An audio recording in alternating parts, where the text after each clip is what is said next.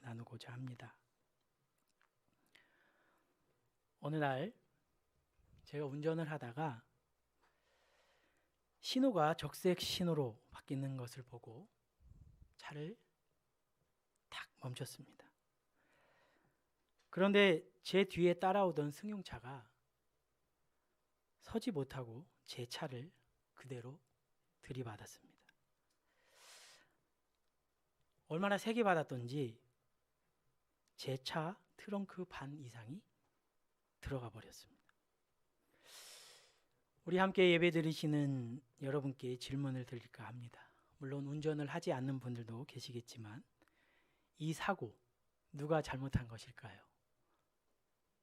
네? 네, 맞습니다. 제 차를 받은 뒷차가 100% 잘못한 겁니다. 이제 사고가 났으니까 이제 제가 뒷목을 잡고 문을 열고 내렸어요.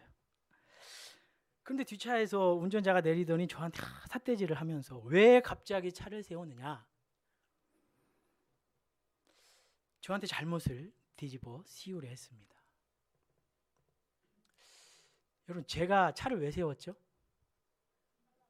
네, 빨간불로 바뀌니까 차를 세운 거예요. 신호를 지키려고. 그런데 그분은 저에게 잘못을 뒤집어 씌우려 했습니다. 그분 말에 의하면 당신 차가 쓸 것 같지 않았다는 거예요. 신호를 보고 운전을 해야 되는데 제 차 뒷공무리를 보고 운전을 한 거죠. 하도 뭐라고 하길래 저는 그때 그분을 상대하지 않고 보험사에 그리고 경찰에 연락을 했습니다. 왜냐하면 제가 잘못한 것이 없다고 생각했기 때문에. 경찰이 오는 동안 상대방 운전자는 왜 경찰에 연락을 하느냐, 그냥 우리끼리 해결하자, 계속 저에게 이야기를 하는 겁니다. 서로 잘못하지 않았느냐라고 말입니다. 그러다가 경찰이 도착을 합니다. 경찰이 이야기를 듣고 사고 현장을 보고 저와 뒷차 운전자를 불렀습니다. 그리고 뒷차 운전자에게 경찰이 이렇게 이야기를 합니다. 선생님께서 100% 잘못하셨습니다. 그 이야기를 듣고 나서야 뒷차 운전자가 저한테 이렇게 이야기를 합니다. 선생님, 미안합니다. 경찰의 이야기를 듣기 전까지는 혼자 씩씩거리면서 자신은 100% 잘못한 것이 아니다 라고 이야기를 하다가 경찰의 한마디를 듣고는 사과를 하셨습니다. 저는 올해로 운전을 시작한 지 27년 차 맞이합니다. 운전 초반에 좀 접촉사고가 나거나 그러면 저도 상대 운전자와 시시비비를 가리기 위해 좀 많이 다퉜던 기억이 납니다. 그런데 어느 날 보험사 직원분이 저한테 이렇게 얘기를 하더라고요. 혹시 앞으로 사고가 나면 싸우지 마시고 보험사와 정 안 되면 경찰을 부르시라. 그리고 그 말을 듣고 그 뒤로 사고가 나면 보험사와 경찰을 부르는 대처를 하기 시작했습니다. 참 신기한 것이 그렇게 대처를 했더니 싸울 일이 일어나지 않았습니다. 우리의 인생도 그렇지 않은가 생각합니다. 인생을 살아가면서 만나게 되는 수많은 일들, 특히 고난의 문제들 앞에서 그 고난에 대처하는 방법을 우리가 안다면 그 고난을 지혜롭게 이기고 넘어갈 수 있지 않을까 생각합니다. 그래서 오늘 본문 예수님의 겟세마네 기도를 통해 십자가 죽음의 고난 앞에서 예수님은 어떻게 그 고난을 대처하셨는지를 살펴보고 저와 여러분도 인생의 고난을 만났을 때 예수님처럼 고난을 슬기롭게 대처할 수 있게 되기를 기도합니다. 자, 그렇다면 예수님은 십자가 고난을 앞에 두고 그 고난을 어떻게 대처하셨을까요? 오늘 본문 39절을 다 같이 봉독하시겠습니다. 조금 나아가사 얼굴을 땅에 대시고 엎드려 기도하여 이르시되 내 아버지여 만일 할만하시거든 이 잔을 내게서 지나가게 하옵소서. 그러나 나의 원대로 마시옵고 아버지의 원대로 하옵소서 하시고, 첫 번째로 예수님은 십자가 고난 앞에서 솔직한 감정을 드러내셨습니다. 우리 예수님은 하나님의 아들로 이 땅에 오셨지만 완전한 인간의 몸으로 입고 이 땅에 오셨습니다. 완전한 인간으로 오셨다는 의미가 무엇일까요? 저와 여러분과 같은 육신의 몸으로 오셨다는 거예요. 그렇기 때문에 저와 여러분이 느끼는 감정과 아픔과 고통을 똑같이 느끼셨어요.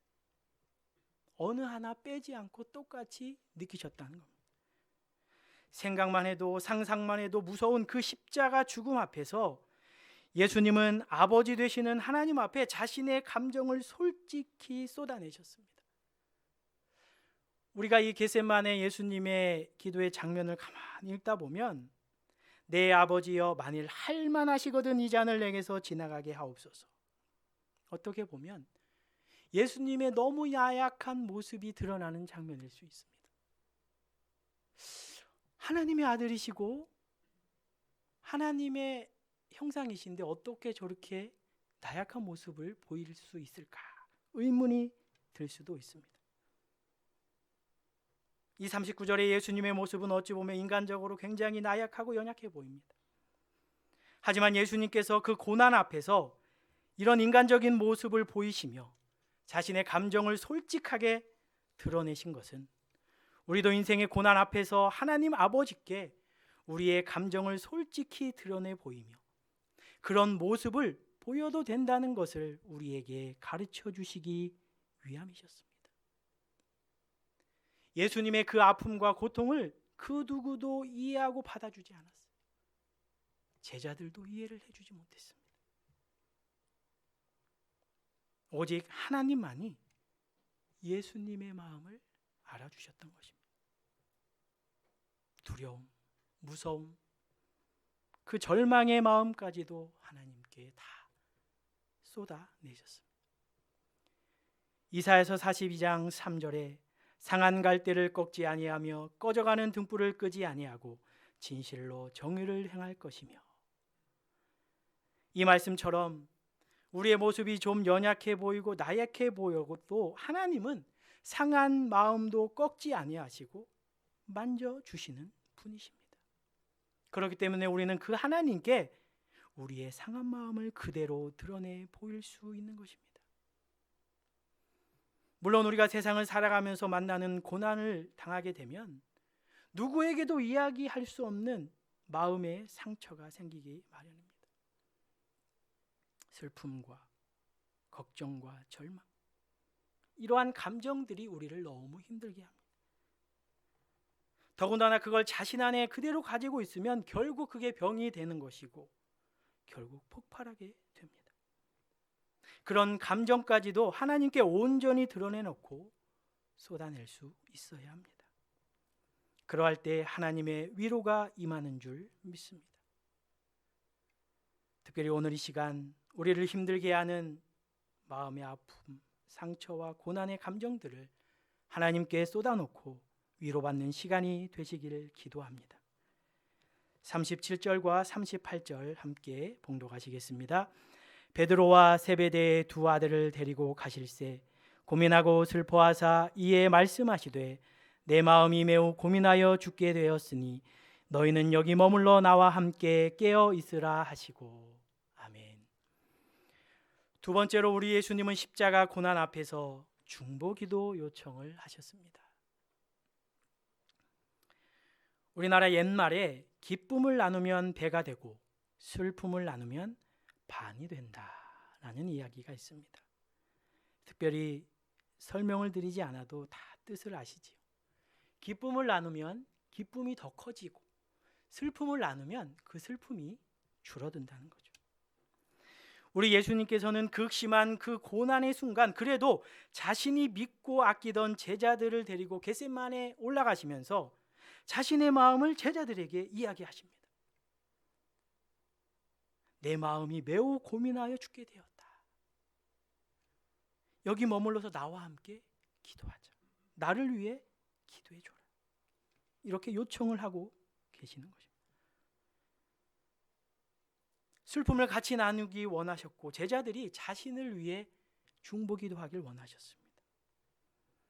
예수님은 믿음의 동지들과 아픔과 슬픔을 나누고 서로를 위해 중보기도하는 것이 얼마나 큰 힘이 되고 능력이 되시는지를 아셨습니다. 그리고 친히 그런 모습을 우리들에게 보여주신 것입니다. 여러분, 삶의 시련과 고난과 아픔 가운데 계십니까? 나누십시오. 담임 목사님께 전화하시고 톡을 보내세요. 여러분, 그건 담임 목사님을 힘들게 하는 것이 아니라 목사님을 행복해 하는 일입니다. 우리 교회 성도들이 약 한 300명 넘는 걸로 알고 있는데요. 여러분, 담임 목사님 톡이 좀 끊이지 않아야 돼요. 목사님 이걸 위해서 기도해 주세요. 기도해 주세요. 그게 여러분 목사님을 행복하게 하는 겁니다. 절대 목사님께 부담 준다고 생각하시면 안 됩니다. 그리고 우리 장로님들과 권사님, 집사님들과 목장 식구들에게도 여러분 기도 요청하십시오.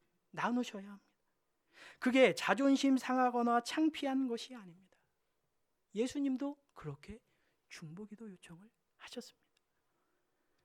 로마서 8장 26절에서도 성령도 우리의 연약함을 도우시나니 우리는 마땅히 기도할 바를 알지 못하나 오직 성령이 말할 수 없는 탄식으로 우리를 위하여 친히 간구하시느니라. 아멘.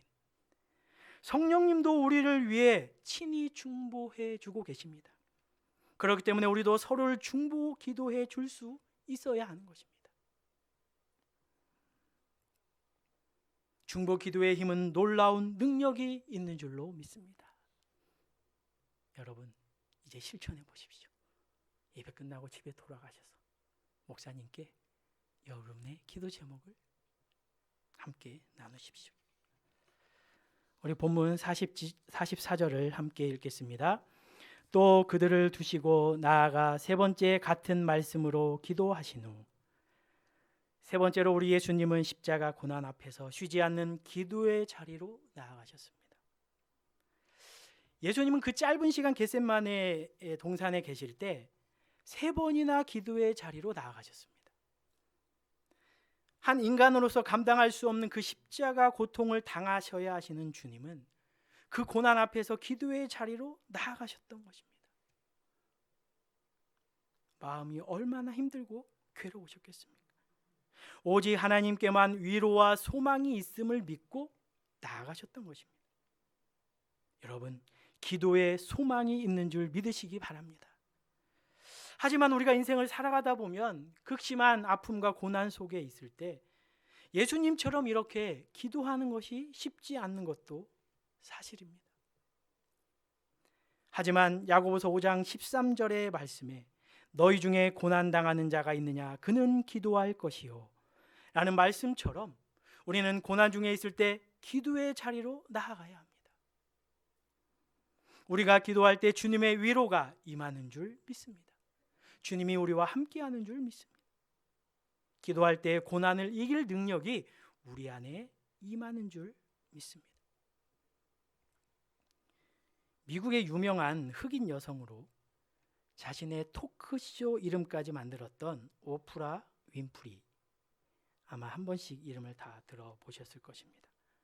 그분이 책을 냈는데요. 내가 확실히 아는 것은 이라는 책을 냈는데 거기서 그녀가 이렇게 고백을 합니다. 내가 확실히 아는 것이 있다면 두 손을 치켜들고 제발 이라고 아파하며 힘들게 외치게 만드는 나의 삶의 고난의 문제들이야말로 나의 근성과 용기, 자기 단련과 결연한 자세를 길러주는 존재들이다 라고 이야기를 합니다.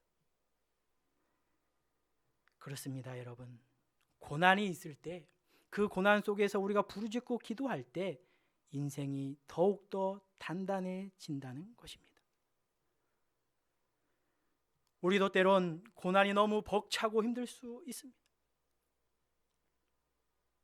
하지만 예수님처럼 그 고난 속에서 기도로 나아갈 때 고난을 이길 용기와 힘이 길러지게 될 줄로 믿습니다. 고난 속에 마음이 힘들어도 기도의 자리로 나아가십시오. 우리 마지막으로 46절을 다 같이 봉독하시겠습니다. 일어나라, 함께 가자. 보라, 나를 파는 자가 가까이 왔느니라. 마지막으로 우리 예수님은 십자가 고난 앞에서 고난 속으로 일어나 가셨습니다. 도망갈 수도 있고 피할 수도 있으셨습니다. 제자들에게 일어나 도망가자 이렇게 말씀하실 수도 있으셨습니다. 하지만 우리 예수님은 고난 속으로 담대히 일어나 가셨습니다. 하나님께서 그 고난 가운데 함께 하신다는 믿음으로 걸어가셨던 것입니다. 우리 예수님이 고난을 피해 도망가지 않으신 이유는 물론 그 십자가 고난이 하나님의 뜻이기도 하셨지만 그 십자가의 고난 속에 하나님께서 함께 하심을 믿으셨기 때문에 고난 속으로 걸어가셨던 것입니다. 우리가 너무나도 잘 알고 있는 성경에, 그리고 우리 주위의 믿음의 선배들이 엄청난 고난 속에서도 일어나 나갈 수 있었던 것 또한 그 고난 가운데 하나님께서 함께 하심을 믿었기 때문에 일어나 걸어갈 수 있었던 것입니다. 우리가 너무 잘 아는 가수 소양 씨는 2021년 성령 한국 청년대회에서 자신이 지난날 겪었던 고난의 과정을 이야기하면서 이렇게 고백을 했습니다. 여러분, 제가 힘들 때 몰랐지만 그때 저에게 어깨를 내어준 분은 주님뿐이었습니다. 그 아픔의 고난의 순간들이 저를 너무 힘들게 해서 그냥 그 자리에서 주저앉고 싶다는 생각을 했을 때 주님께서 저를 안아주셨고 손을 잡아주셨고 함께 슬퍼해 주셨습니다. 그래서 그 고난의 과정을 견딜 수 있었습니다 라고 고백을 했었습니다.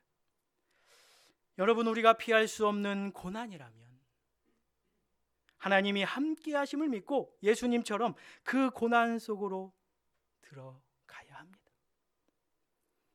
물론 여러분, 세상의 가치관으로는 전혀 이해가 안 됩니다. 어떻게 고난 속으로 들어가게 하느냐.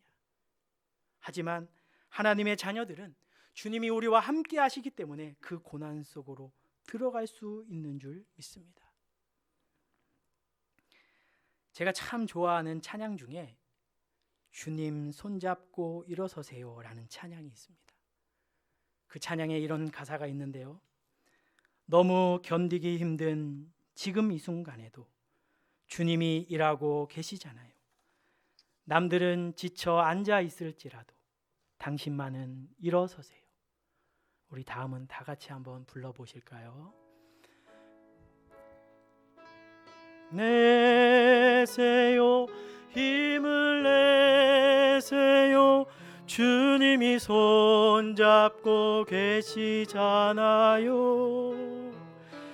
주님이 나와 함께함을 믿는다면 어떤 역경도 이길 수 있잖아. 여러분, 힘을 내세요. 힘을 내세요. 힘을 내세요. 주님이 손잡고 계시잖아요. 주님이 나와 함께함을 믿는다면 어떤 역경도 이길 수 있잖아요. 주님이 나와 함께함을 믿는다면 어떤 역경도 이길 수 있잖아요. 그렇습니다, 여러분. 고난과 아픔의 길을 겪고 계십니까? 힘을 내십시오. 주님이 여러분의 손을 잡고 계십니다. 나와 함께함을 믿기 때문에 어떤 고난도 이길 수 있는 것입니다. 가수 소양씨의 고백처럼 그 고난 속에 주님이 우리와 함께 하십니다. 주님이 주시는 힘으로 일어나 담대히 고난 속으로 나아갈 수 있게 되기를 주님의 이름으로 축복합니다. 저의 간증 하나를 하고 설교를 마치겠습니다. 2021년 지금으로부터 약 1년 전 4월 어느 토요일, 화장실에 있던 아내가 큰 소리로 여보! 저를 부르는 거예요. 너무 다급하게. 무슨 일이 있나? 화장실에서. 그러니까요, 더 이제. 그래서 화장실 문을 열고 여보 왜 그래? 그랬더니 아내의 두 손에 임신 테스트기가 딱 들려 있었습니다. 딱 보니까 두 줄이 딱 그어져 있었어요. 여러분, 두 줄은 뭘까요? 네, 임신입니다. 저희 가정에 하나님께서 오랜 기도의 제목을 들어주셨고 기적을 베풀어 주신 거예요. 사실 저는 이 저의 병 때문에 기도는 했지만 주시지 않아서 셋째는 이제 포기하고 있었습니다. 사실 우리 교회에 부임하는 순간 담임 목사님께서 김 전우사님 셋째 딸을 가져야죠. 그래서 그때부터 사실은 기도를 했던 것이 사실입니다. 그런데 노력을 해도 이게 되지 않아가지고 나는 이제 임신을 못하는구나 그렇게 생각하고 있었거든요. 그런데 셋째를 임신하게 해주신 것입니다. 너무 당황스러웠지만 너무 기뻤고 너무 행복했어요. 좀 안정기에 갔을 때 얘기를 했어야 되는데 주원이 주영이한테 바로 얘기를 하고 얘들아 하나님이 우리에게 셋째를 주셨다. 물론 1단계 기적을 주셨어요. 2단계 딸인지는 모르겠죠 아직. 그런데 그 기쁨도 잠시 정확하게 일주일 뒤 우리 가정에 왔던 태명 건강에는 유산을 하게 되었습니다. 사실 포기하고 기대하지 않았는데 저로서는 마음이 너무 아팠어요. 물론 그 생명이 아직 자라진 않았지만 데려가신 거에 대해서 하나님께 이렇게 기도를 했습니다. 주님, 주셨으면 건강하게 자라게 해서 낳게 해주시지 왜 데려가셨습니까? 하나님 앞에 너무 힘들다고 원망하며 기도했습니다. 그런데 그렇게 슬퍼하고 있는 저에게 아내가 이런 이야기를 했습니다. 여보, 혹시 건강이를 이렇게 주셨다가 데려가신 이유가 있지 않을까? 나도 좀 아르바이트 그만두고 준비하고 기대하는 마음으로 딱 한 달만 우리 하나님께 딸을 달라고 기도해보자. 이런 이야기를 저한테 뜬금없이 하는 겁니다. 근데 여러분 제 상식으로는 지금 유산을 했는데 뭐 몇 개월 뒤도 아니고 한 달 뒤에 이게 임신이 된다는 건 이 생각이 이해가 안 되는 거예요. 여러분 그런데 여기서 중요한 지혜가 있어요. 우리 남편분들은 아내의 말을 100% 순종하면 복이 쏟아진다는 거죠. 반신반의하며 동의를 하고 아내와 기도하기 시작했습니다. 그런데 정확히 한 달 뒤 아내의 두 번째 임신 소식이 들려왔습니다. 정확한 임신이었고 산부인과에 가서 진찰을 했더니 정확하게 자궁 안에 임신이 잘 되었다는 것입니다. 두 번째 기적이 일어난 거예요. 그리고 하나님께서는 그 아이를 건강하게 자라게 하셨을 뿐 아니라 제가 그리고 우리 가정에 그토록 원하던 딸을 선물로 주신 것입니다. 사실 이 데려가신 건강인을 주셨어도 감사했을 텐데, 물론 아들이었으면 좀 힘들었겠죠. 그 건강인을 잃게 되는 그 고난 속에서 기도하게 하시고, 그 고난의 뒤편에 있는 주님이 주실 축복을 기대하게 하심으로 고난이 감사가 되게 하셨습니다. 건강이를 잃은 당시의 그 슬픔은 무엇과도 비교할 수 없는 고통이었지만 주님이 예비해 주셔서 주애를 주심으로 더 감사하게 하셨습니다. 하나님께 영광을 돌릴 뿐입니다. 여러분, 고난 중에 아픔과 어려움 가운데 계십니까? 주님은 그 고난 가운데서도 저와 여러분과 함께 하심을 믿으시기 바랍니다. 사랑하는 심내성화교회 성도 여러분, 오늘 이 하루는 이 땅의 모든 사람에게 주어진 너무나도 소중한 하루입니다. 하지만 고난의 길을 걷고 있는 분들에게는 오늘 이 하루가 또 고난의 연속일 수 있습니다. 어찌 보면 우리의 인생 속에 고난이 없을 수는 없습니다. 그렇다면 예수님처럼 우리 삶에 고난이 다가올 때 지혜롭게 대처하여 그 고난 속에서 하나님을 만날 수 있게 되기를 기도합니다. 우리의 그 아픔, 솔직한 감정을 하나님께 쏟아내고 믿음의 동역자들에게 중보기도 요청하며 기도의 자리로 나아가 고난 속으로 담대히 나아갈 수 있는 저와 여러분 되시기를 주님의 이름으로 축복합니다. 고난 중에 계십니까? 주님이 여러분과 함께 하십니다. 기도하시겠습니다. 사랑의 주님, 감사드립니다. 힘든 세상 속에서 때로는 고난에 직면해야 하는 우리의 삶이 예수님처럼 지혜롭게 고난에 대처함으로 고난을 이기는 승리자들 되게 하여 주시옵소서. 예수님의 이름으로 기도드립니다. 아멘.